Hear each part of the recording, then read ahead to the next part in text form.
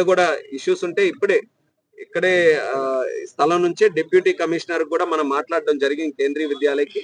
వాళ్ళు కూడా దీనికి సంబంధించినటువంటి సపోర్ట్ అన్ని కూడా అందజేస్తున్నారు.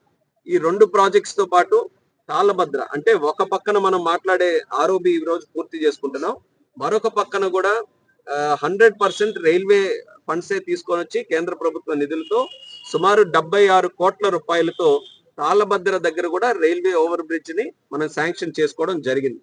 దానికి మనం అవార్డు పాస్ చేయాలనంటే లోకల్ అందరితో కూడా మాట్లాడి, మరి ముఖ్యంగా ఈ కార్యక్రమాలు అన్ని కూడా జరుగుతున్నాయనంటే స్థానిక శాసనసభ్యురాలు శిరీషక్క గారు కూడా నిరంతరం ఈ అన్నిటి మీద కూడా ఫాలోఅప్ చేసుకుంటారు. గ్రౌండ్ లెవెల్లో ఇష్యూస్ రాకుండా ప్రజల్ని కూడా అందరినీ కూడా కలుపు కట్టుకొని వెళ్ళి అభివృద్ధి జరిగేటప్పుడు ఎక్కడ కూడా రాజకీయాలకి తోవ లేకుండా చేయాలని గౌతు కుటుంబం వారి తాలూకా రాజకీయ తత్వం ఏదైతే ఉందో అది ఈ రోజు శిరీషక్క గారు కొనసాగిస్తున్నారు. కాబట్టి ఈ 18-20 నెలల్లో పలాసలో ఈ కార్యక్రమాలన్నీ కూడా మనం చేయగలుగుతున్నాం. దాంట్లో తాళభద్ర కూడా ఎంత తొందరగా వీలైతే అది కూడా గ్రౌండ్ చేయాలన్న ఆలోచనతో దాని మీద కూడా చర్యలు మున్ముందు కొనసాగించబోతున్నాం. దీనితో పాటు 2 విషయాలు నేను చెప్పదలుచుకునేది. మొన్ననే కేంద్ర ప్రభుత్వం ప్రవేశపెట్టినటువంటి బడ్జెట్ దేశంలో మొత్తం అందరూ విన్నారు, మనం కూడా అందరం విన్నాం.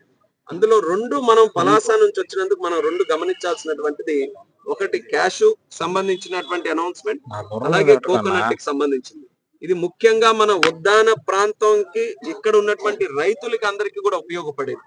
కోకోనట్ కి సంబంధించి క్యాష్ కి సంబంధించి ఏవైతే బడ్జెట్ లో అనౌన్స్మెంట్స్ వచ్చాయో అది మన పలాసలో తీసుకొని రావడానికి, ఉద్దాన ప్రాంతం తీసుకొని రావడానికి మేము ఆల్రెడీ ప్రయత్నం కూడా మొదలు పెట్టాం. మొన్ననే క్రిందటి వారం మన ముఖ్యమంత్రి వర్యులు చంద్రబాబు నాయుడు గారు ఢిల్లీ వచ్చారు.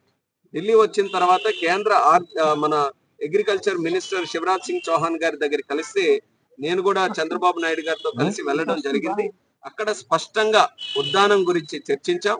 ఉద్దానంలో ఉండేటటువంటి ఇక్కడ కొబ్బరి మరియు జీడి ఉత్పత్తుల గురించి కూడా చర్చించి బడ్జెట్ లో వచ్చినటువంటి అనౌన్స్మెంట్ ఆంధ్రప్రదేశ్ రాష్ట్రానికి, ఆంధ్రప్రదేశ్ లో శ్రీకాకుళం ఉద్దాన ప్రాంతానికి తీసుకొని రావడానికి సహకారం అందించమని కూడా శివరాజ్ సింగ్ చౌహాన్ గారిని కోరితే, మీరు ఎంత తొందరగా వీలైతే ఇక్కడ ప్లాన్స్ తయారు చేసి మాకు అప్పచెప్పండి, మా వంతు పూర్తి సహకారం అందిస్తామని చెప్పి చంద్రబాబు నాయుడు గారు కూడా చెప్పడం జరిగింది.